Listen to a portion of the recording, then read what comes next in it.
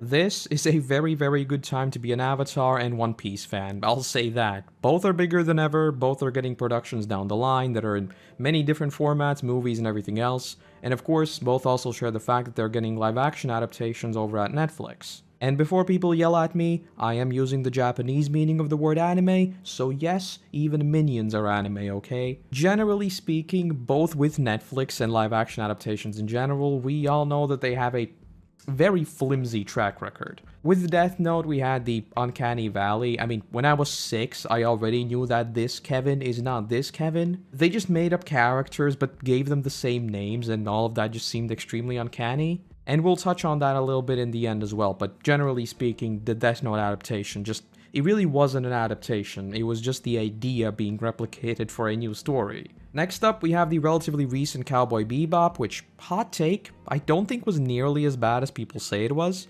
It obviously didn't live up to the anime, which, I mean, is a given, it's a cult classic, right?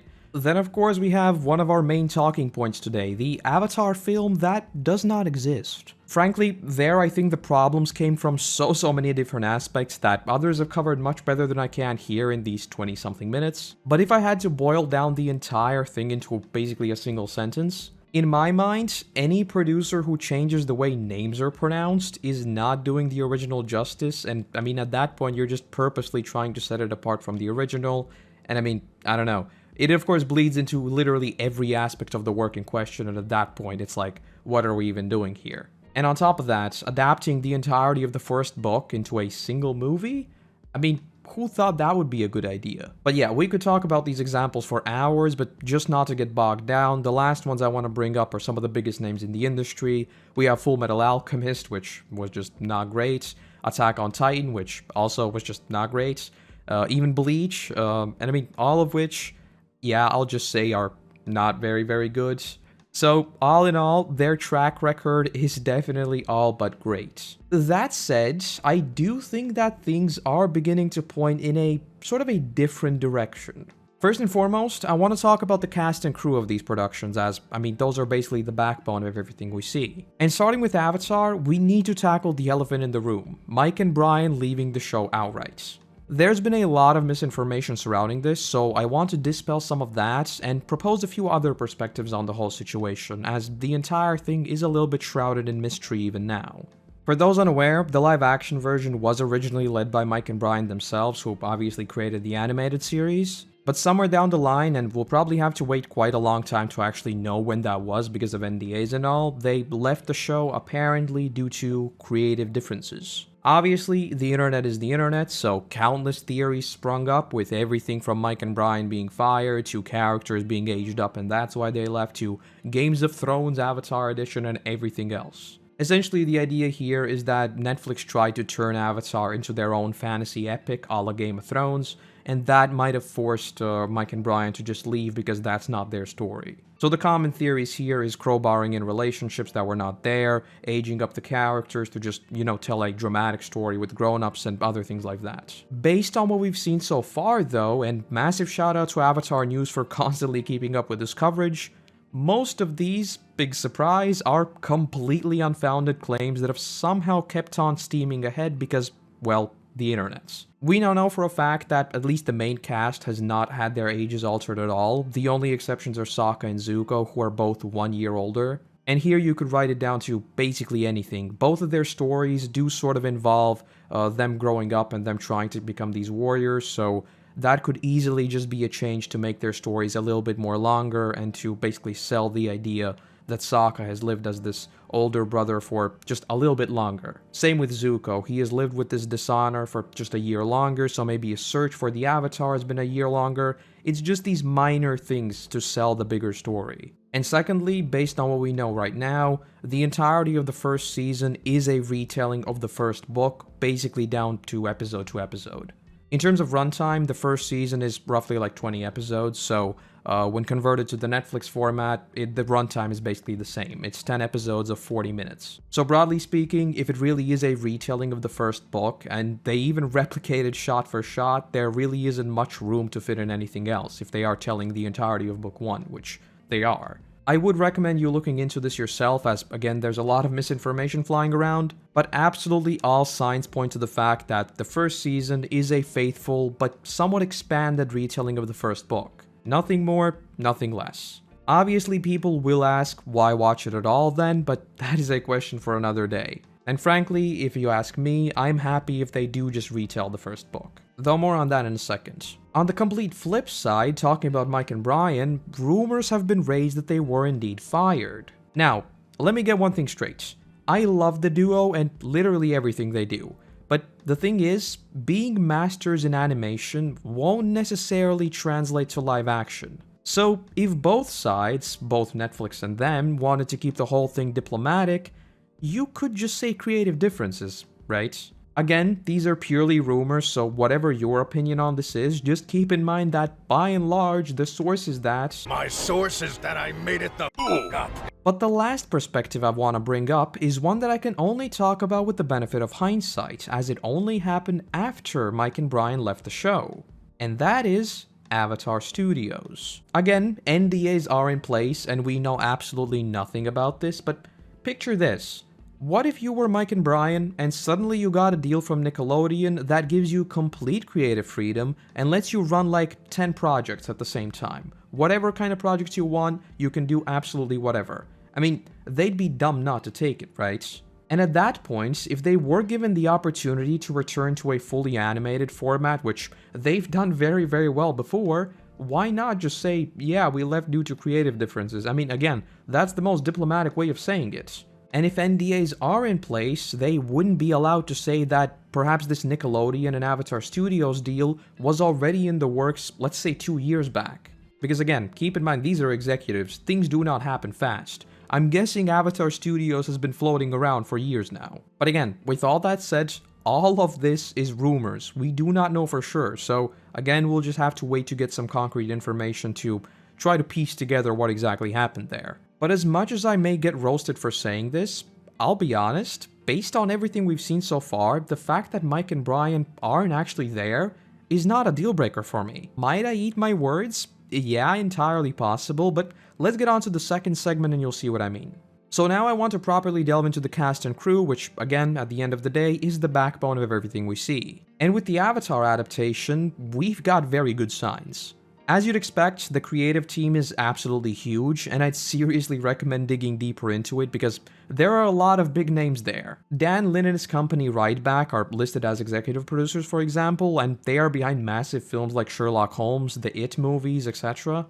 And then others like Mark David Alpert have literally decades of credits on everything from Buffy the Vampire Slayer to Lethal Weapon. So point is, they've got a big team of very experienced people. The only thing that is super unfortunate is that Jeremy Zuckerman won't be returning to the live action series, so on the music front we will have something a little bit different. And yeah, big surprise, he'll probably be working on the Avatar Studios projects instead, so we will hear him there. But regardless, in terms of the production team, they've got lots of people with, importantly, lots and lots of diverse experience. As for the cast, here we are doing a little bit more guesstimating since some of these are very, very young actors, but that said, based on some of the behind the scenes footage we've seen, they've got chemistry.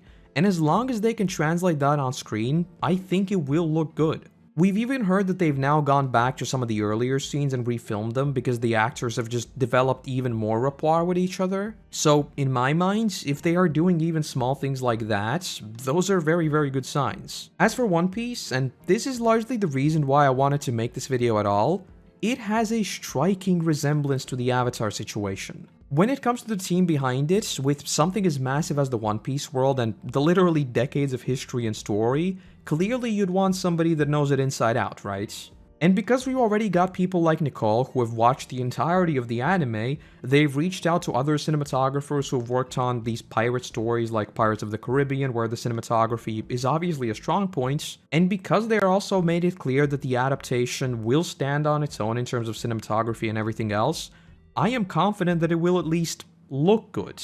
Yeah, and by the way, I'm gonna stop calling them by their full names because I just don't want to butcher literally every single name in here. But when it comes to the production side, it is headed up by Tomorrow Studios, whose background is quite mixed, and they also worked on the Cowboy Bebop adaptation. But again, because in my opinion at least, a lot of people never even gave Cowboy Bebop a shot. I don't know, it's not really a big red flag for me as it might be for others. So as long as the episodes are well written and the cast can make them come to life properly, I think we'll be totally fine. Speaking of which, as far as the directors go, we've got people working on everything from The Punisher to The Witcher, but point is, this is clearly a big project and they've got good people working on it. So again, we have a situation that, again, has an uncanny resemblance to the Avatar situation. A lot of very experienced people are working on this thing. As for the crew, let's be honest, obviously a lot of it is pure marketing speak, but that said, if you check their social media posts, just like with Avatar, their dynamic is 100% there. I mean, look at Sanji's actor Taz Skylar. The dude has undergone some serious martial arts training for this role.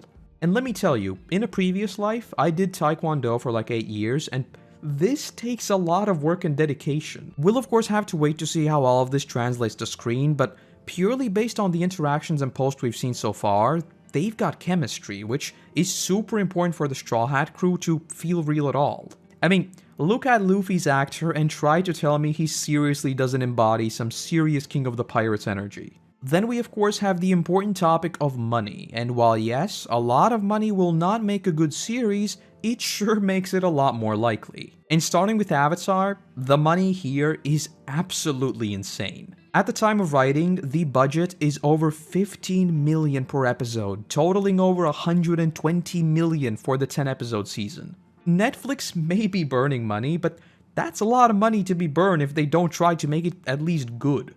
As far as the production side goes, it has already set a Guinness World Record for the largest virtual production of all time. Its filming also takes place in the volume where The Mandalorian was filmed, and I seriously recommend looking into this thing. The tech there is just absolutely mind-boggling. The VFX studio behind the Oscar winner Dune is also heading up the virtual production and virtual effects. So, point is, the bending will 1,000,000% look better than the movie that does not exist. At this point, there just simply isn't any way it couldn't. In terms of the practical side, set snooping has been pretty low-key for Avatar, so we haven't really seen a lot. But from the virtual side, oh boy, the series will at least look very good. But all of this basically boils down to just one thing.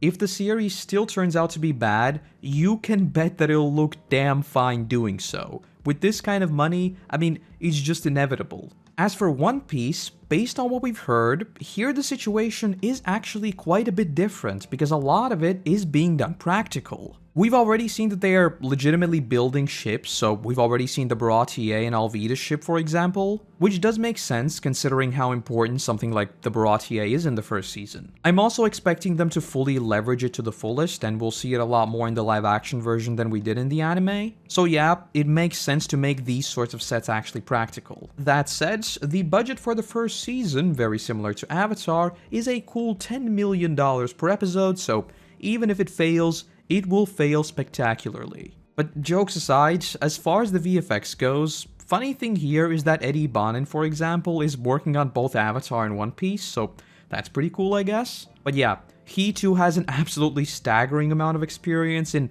everything from The Walking Dead and Love, Death and Robots to Mad Men and Sweet Tooth. So while their approaches may be different, the story is essentially the same between the two. Both of these have a lot of resources behind them, and they will most certainly at least look good. But with that said, this is of course still not all hunky-dory, as there are a few notable challenges with this entire thing. With Avatar, we've already seen how the bending can look absolutely weightless in the non-existent movie, but again, in this case, I honestly think bending should be the least of our worries. It will look good. But with Avatar, I think the biggest problems will mostly come down to the practical. One of the biggest problems is probably just Gordon growing up, for example. We've already seen that with the Stranger Things cast. And in the case of Avatar, the entire story literally takes place in less than 1 year. Gordon will inevitably look much older as the series wraps up. I mean, that's even if we get there. But point is, if they get there, it will still be a little bit uncanny to say that, oh, only 9 months have passed when like 4 years have passed. Another potential problem with Avatar is simply the anime curse. The comedy just won't really translate. If they try to make the story too dark but suddenly mix in comedy, it might just feel goofy and not in the good way, so we'll just have to see how that works because that can really work on a case-to-case basis. And of course this also applies to One Piece, and generally all anime humor will be a little bit jarring in the adaptations if not done right.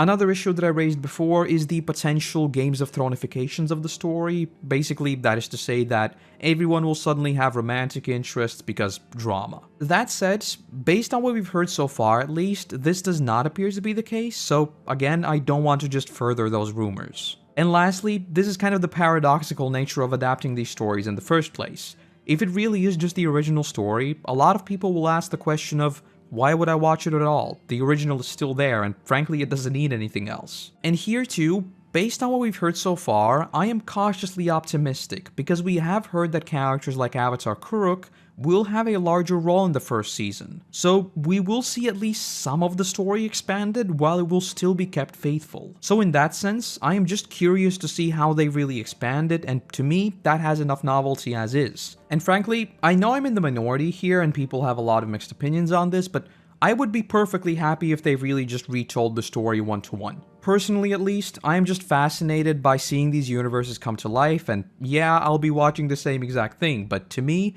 that is still an entirely different experience. So yeah, to me, if they remix it, sure, just keep it faithful. If they don't remix it, personally, I am still perfectly fine. So all that said, with Avatar, sure there are plenty of problems it will face, but personally at least, I am optimistic with the information we have now. With One Piece, on the other hand, we have what I would call a few more significant problems. It's important to know that with Season 1, the story is only going up to Arlong Park, so we don't have to worry about things like Chopper, the Uncanny Valley, and all the CG that would take. That said, I do still think that ultimately the biggest challenge for the first season will be Luffy and Zoro specifically. With Luffy's abilities, they will seriously need to nail the VFX to make his stretching just not feel odd, and with Zoro, I mean, they will have to sell the idea of holding a sword in your mouth. Trust me, it will look odd in the live-action version. The suspension of disbelief will not be the same as it is with anime. That said, I've seen some videos of a dude holding a sword in his mouth on YouTube already replicating the three-sword style, and to me, it looked perfectly fine. But also, in the early days, combat wasn't really nearly as flashy, so it all just comes down to martial arts, so characters like Sanji won't really be a big problem. But on the flip side, once again, we have the question of bad guys in One Piece. Obviously, they are often very, very wacky characters, so there might be some difficulty in taking that into the live-action formats. The Black Cat Pirates, for example, Pearl, Don Krieg, and even Arlong. All of these will need some serious work not to just make them look cursed. I really hope the people working on this are well aware of the potential meme material that might come out of this. So, with all that said, in my mind, with these two instances, based on everything we know so far, and I've been following these for literally years at this point, in my humble opinion, everything is stacked in their favor. The casts both look amazing, the team behind them do look excellent, and they've both got staggering budgets, and both are faithful to the originals. In my mind, that is literally everything you need. But I do think that purely from a technical standpoint, the Avatar adaptation has a better chance at being good, purely because of its setting. By and large, Avatar is always grounded in reality, and the mythology is mostly just woven through, but with One Piece, that is clearly not the case, and it's fantasy all the way through, and that's where I think its biggest challenge will happen. But it's also important to know that with One Piece, more so than with Avatar, changes are being made exactly because of this. If you've been following all the developments, you've probably already heard the whole Baratie is the wrong color type of deal, which the showrunners have said is just not to replicate the manga or anime one-to-one, simply because it wouldn't work. There is of course the slippery slope argument to be made. I mean, that's exactly what we saw with Ong, for example, just making changes that don't need to be there. But I do think that there will be quite a few changes that are simply needed to translate the manga into a live-action format. And all of this brings me on to my final statements, which I rightfully understand have literally zero ground to stand on at all. Very recently, we got the announcement that Netflix is working on a totally new Death Note adaptation with the Duffer Brothers of Stranger Things fame heading up the project. Again,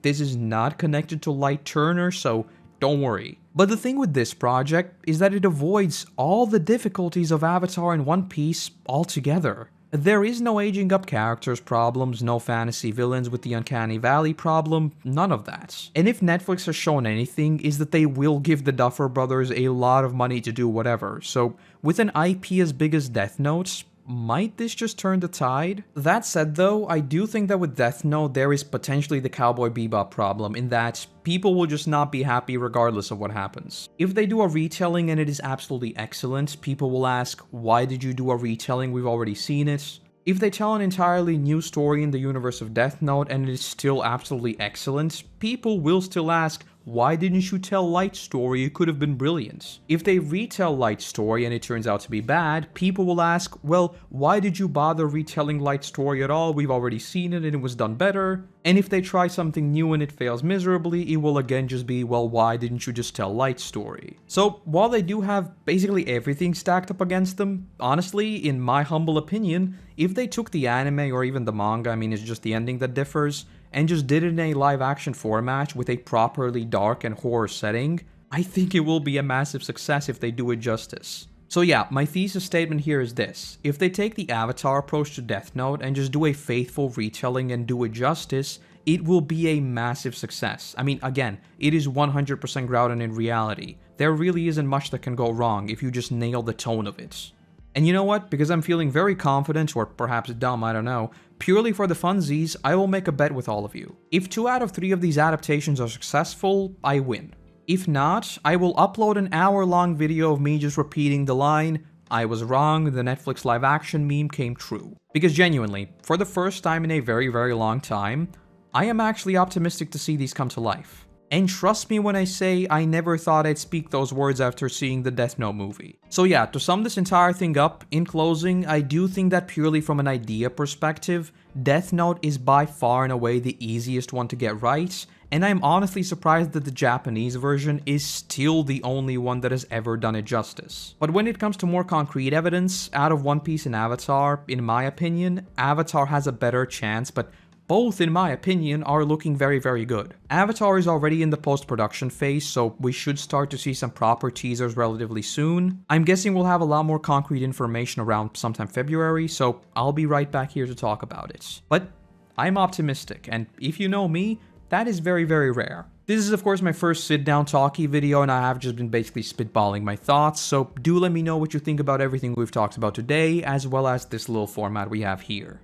But that said, I guess that's where I'll leave it for today. I am optimistic. And just remember, people approach this thing with a negative mindset, so let me just remind you of one crucial thing.